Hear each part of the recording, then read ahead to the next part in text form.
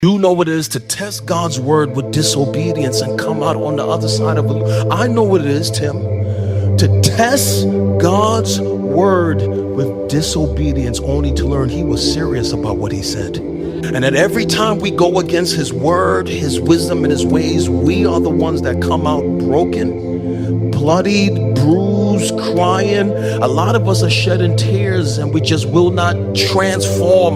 We will not transform. We will not change. And I know what it is to test God's word with disobedience and realize God is actually serious about what he said. And so first, I'm a proponent for holiness, Tim, because I know the pain of disobedience. I know I'm not the only one in this room that knows the pain of disobedience, who's carrying scars on your back and seasons of regret when you said, man, had I only listened to God in this area right here, I could have circumvented that pain. I would have not lost time. I could have still had that relationship, could have still had that job, would have not lost that business. There is in this room testimonies of catastrophic loss, devastation, pain, and hardship, not because God is not good, but because we were disobedient. Because we thought that our way was better than his way. We thought that we was wiser than him and that we were smarter than him. And I've learned that when God gives us commandments, he's not giving us commandments because he's trying to rob you of something. He's giving us commandments because he's trying to lead you into the best life possible. See, this is how Eve got deceived. Pay attention to the text. Like the Lord gives them a garden. He says you can have everything in this garden that you desire. Right? This one thing right here in the middle, don't touch it. And some people will ask the question like, well, why would God put something in the garden and tell me, put that temptation there?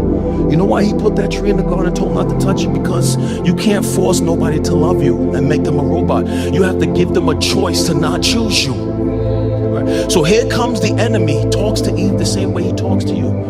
Did God really say it? Just try to get you to doubt God's word. I mean, he says, love your wife as Christ loved the church. I'm going to try it a different way. He says, submit to your husband. I'm going to try it a different way. He says, forgive. I'm going to try it a different way. He says, be generous. I'm going to try it a different way. He says, stay in community. I'm going to try. And that's all the devil keeps tempting us to do, to try it a different way. Right? And instead of Eve being focused on everything that God gave her for human flourishing, she focused on the one thing that was a restriction, to think that God is limited.